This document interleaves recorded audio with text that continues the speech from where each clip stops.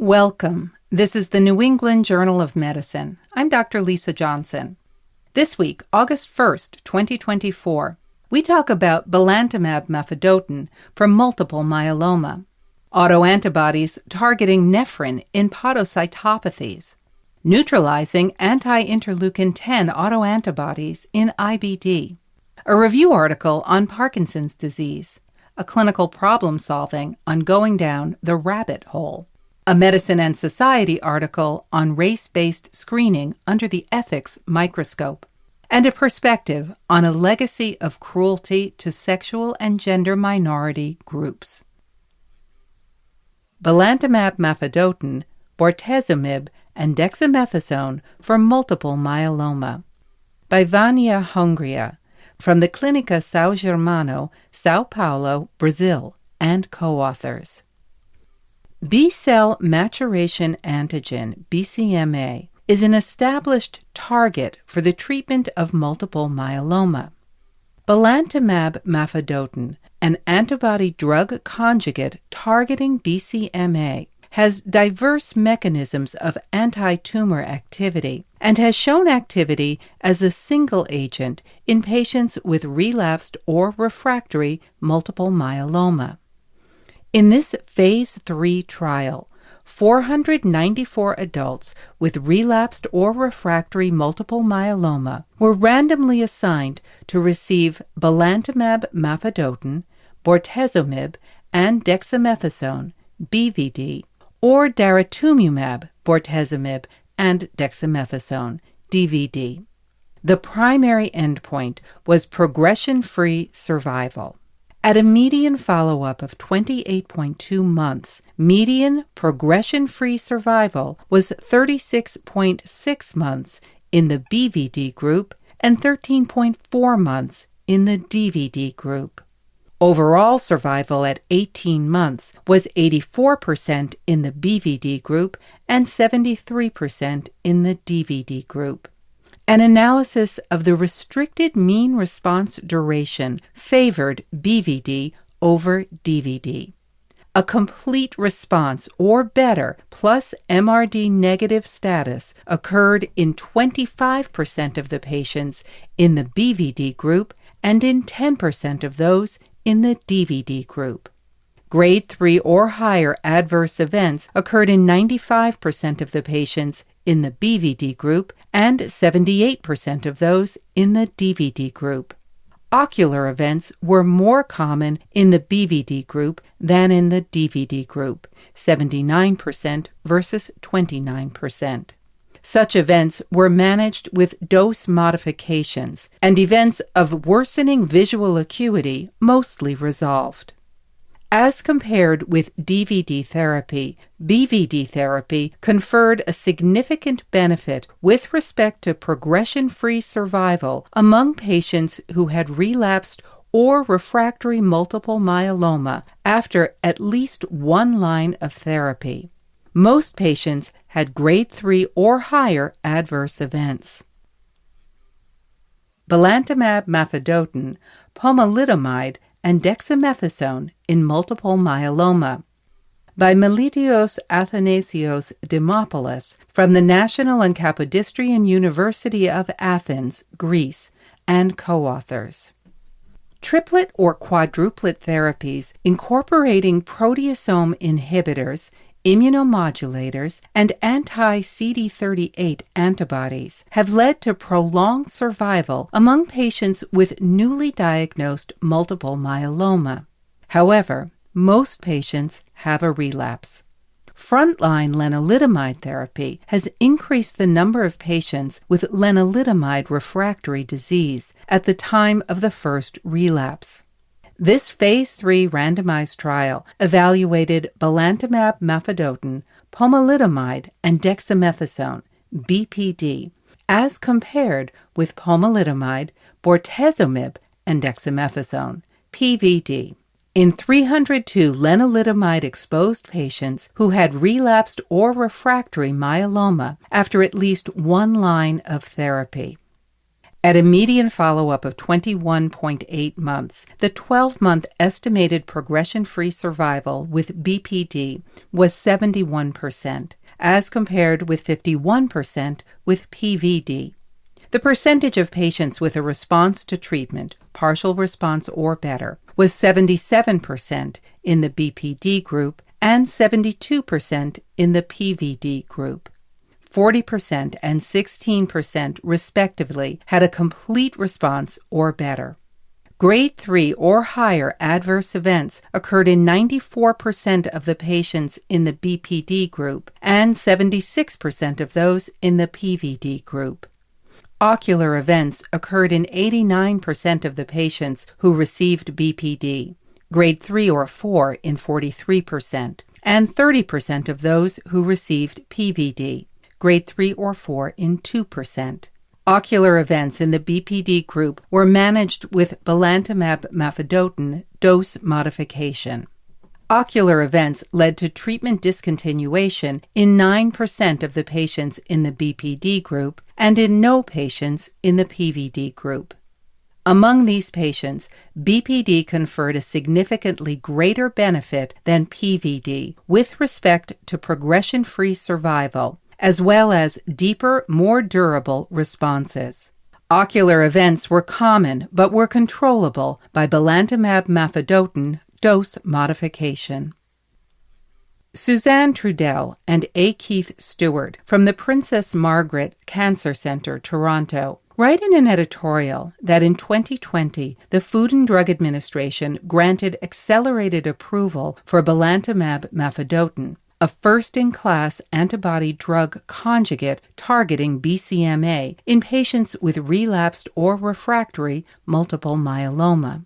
However, belantamab mafodotin was subsequently withdrawn from the U.S. market after a previous Phase 3 trial failed to show superior efficacy of monotherapy over the comparator.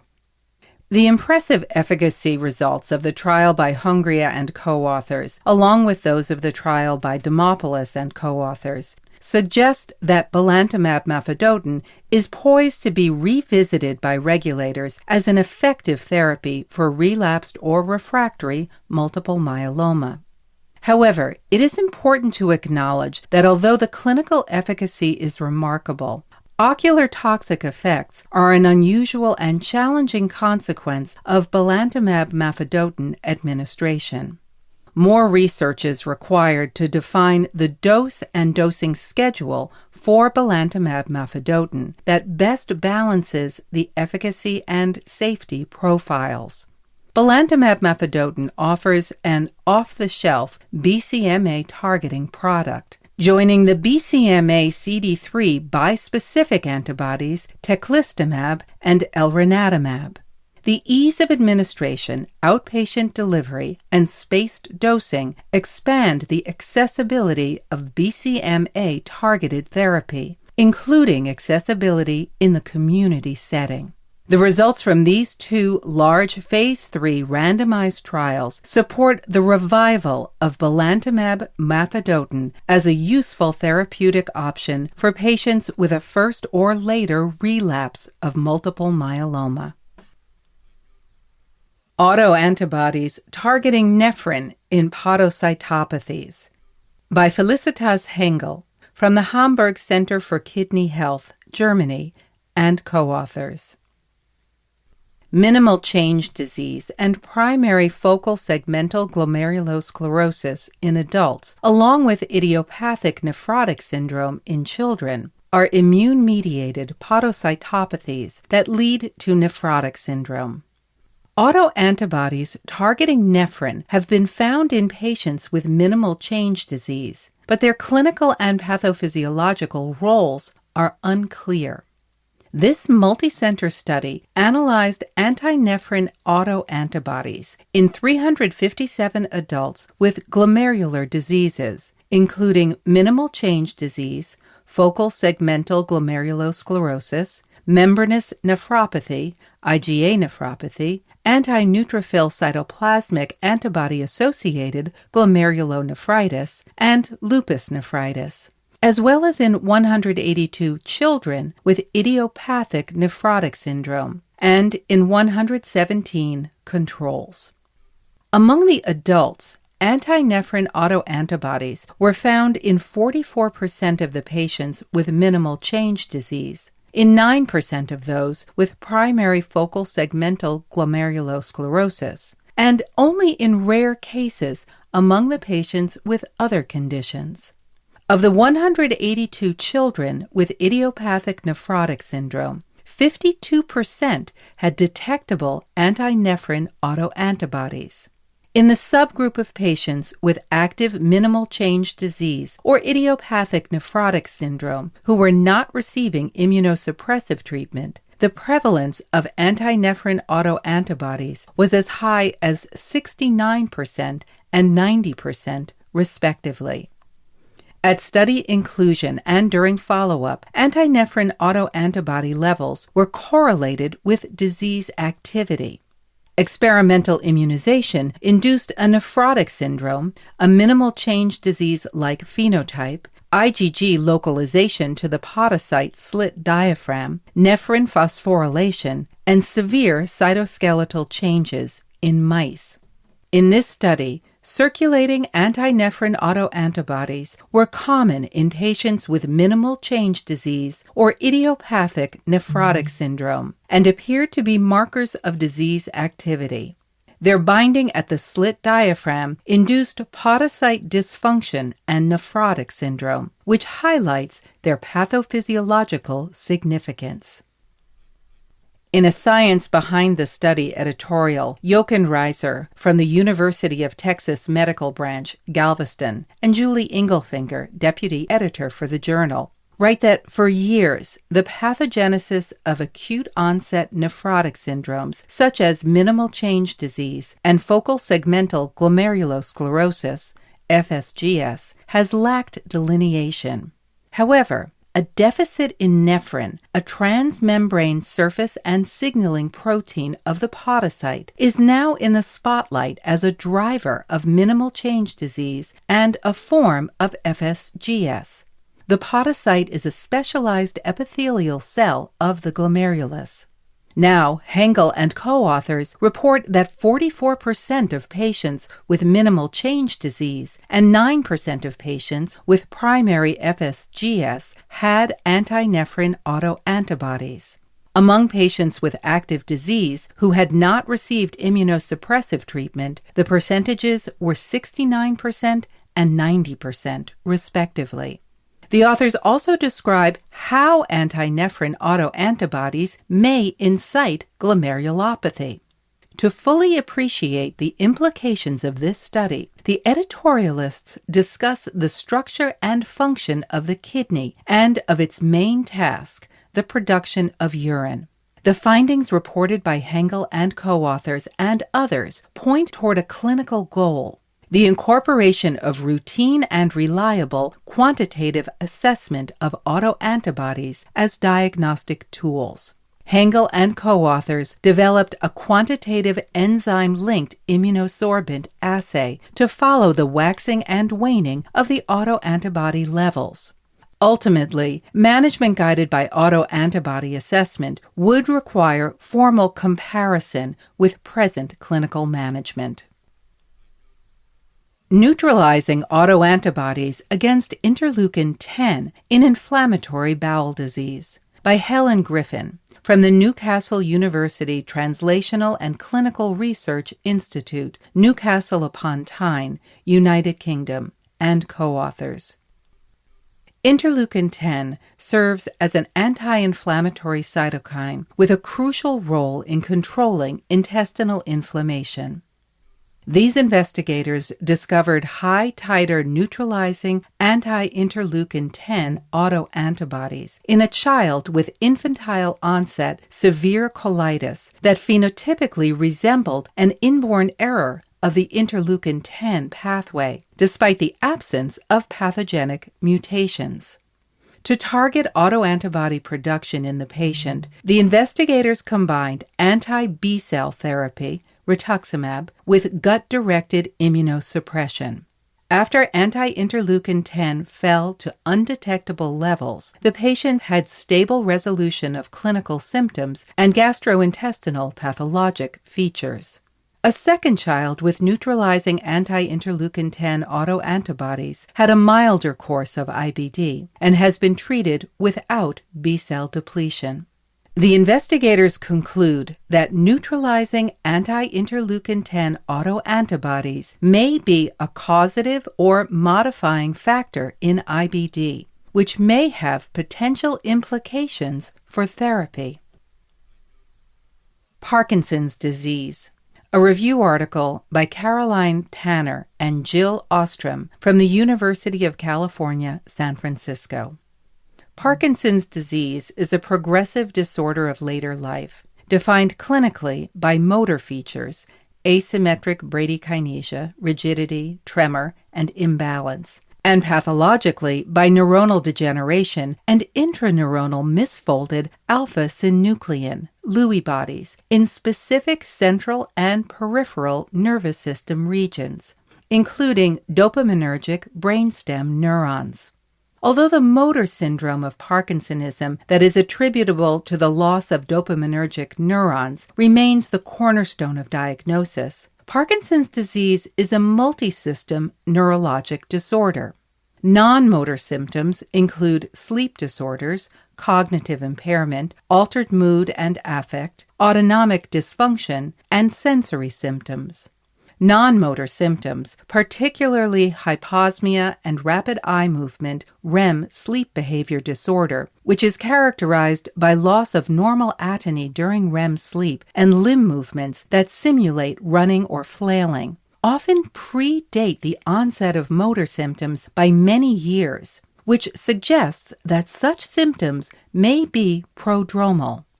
Gene variants are causative in approximately 20% of cases. Non-genetic risk factors that increase risk, toxicants and head injury, plus small contributions of common variants probably cause most cases.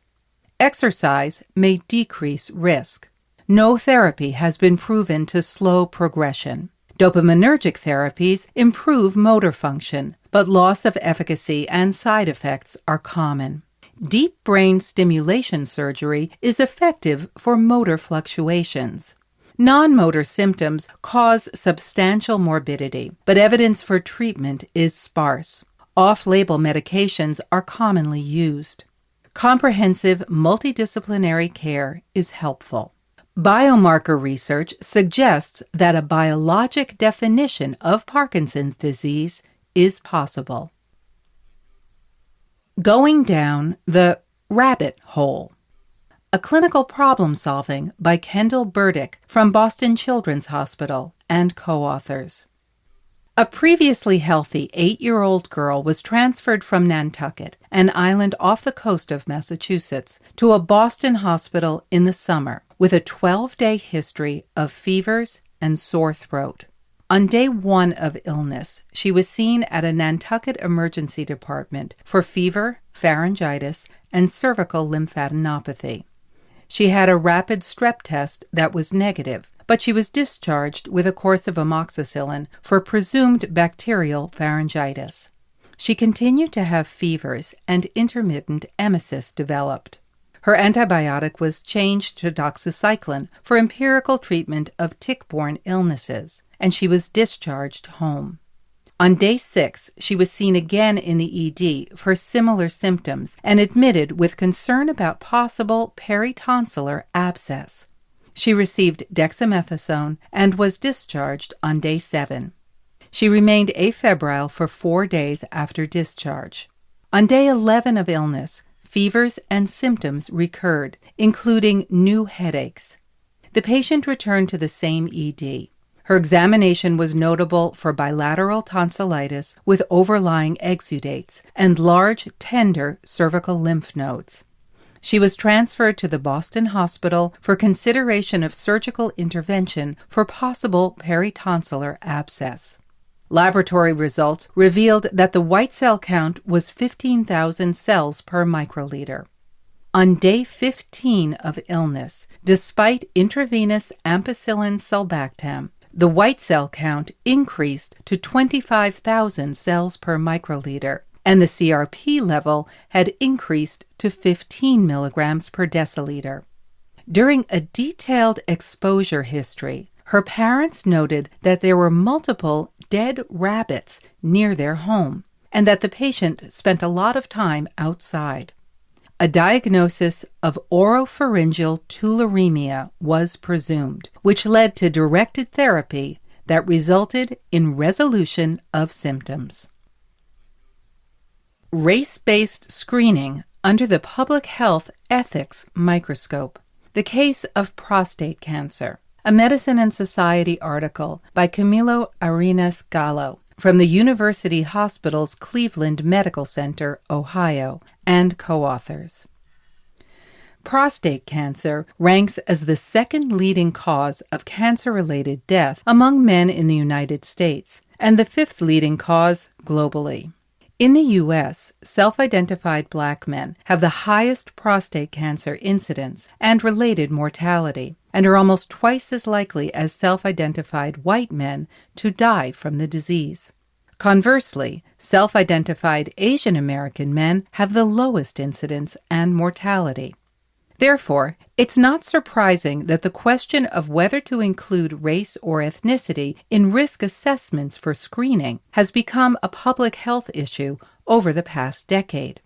The best evidence supporting early screening in Black men comes from computational modeling studies using epidemiologic data, which revealed that self-identified Black race is correlated with a higher than average risk of early-stage prostate cancer and faster than average progression to metastasis.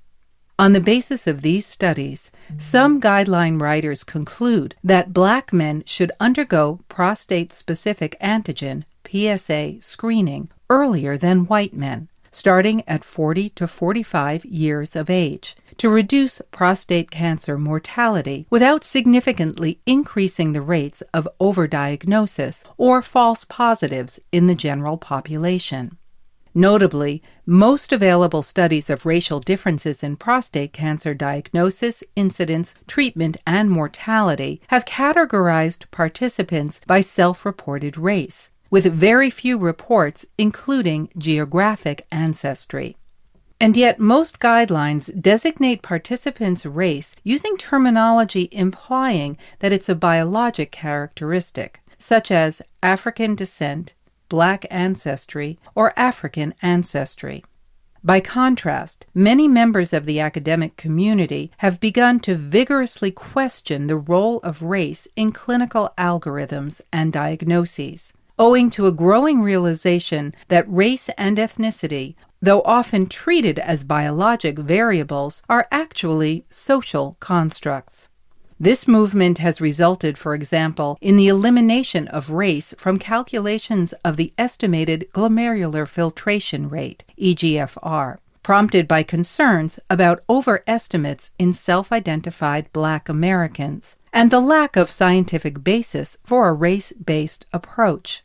This decision, among others, sets a precedent for re-evaluating race-based recommendations in other medical domains, including cancer screening guidelines, which should be viewed through the lens of public health ethics. The authors write that the evidence suggests that when all other variables are controlled for, the effect of race or ethnicity on prostate cancer mortality is minimal. The authors state that the variability in prostate cancer screening recommendations and differential recommendations based on race may inadvertently exacerbate disparities and create confusion among clinicians. A legacy of cruelty to sexual and gender minority groups. A perspective by Jessica Hallam from the University of Pennsylvania, Philadelphia, and co-authors. An accounting of medical injustices against members of sexual and gender minority groups, including lesbian, gay, bisexual, transgender, and queer, LGBTQ+ people, requires unearthing the cruel, inhumane, and stigmatizing articles published in the journal, which has pathologized homosexuality and gender nonconformity, even as recently as the 2010s. It wasn't until the 1880s and 1890s that American doctors, following earlier trends in Europe, became preoccupied with people who engaged in same-sex sexual activity. Physicians focused on the cause of this, quote, sexual deviance, its relationship to diseases, and the best ways to rid people of such attractions. Earlier case studies by U.S. physicians appeared under titles such as, quote, Case of Sexual Perversion, 1883, and, quote, Perverted Sexual Instinct, 1884. Both these accounts concerned patients who were assigned female at birth, presented as men, and were romantically involved with women. The authors concluded that there was no way, quote, to remove this perversion, and recommended that, quote, all such cases be sent to an asylum.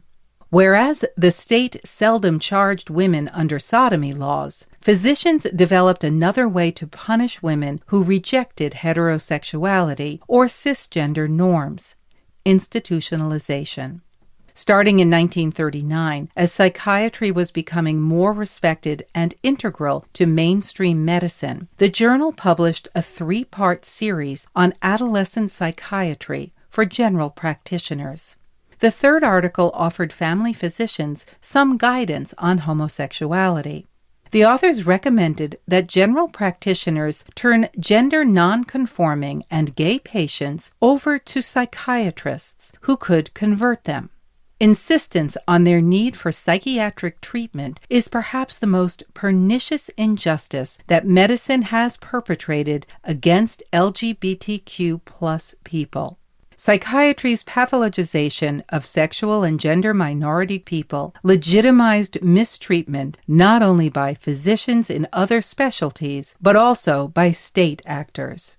Even as medical consensus shifted and no longer deemed homosexuality to be a disease in itself, the medical and public health communities increasingly pathologized it in a different way, as a risk factor for disease, sexually transmitted infections in particular, especially HIV.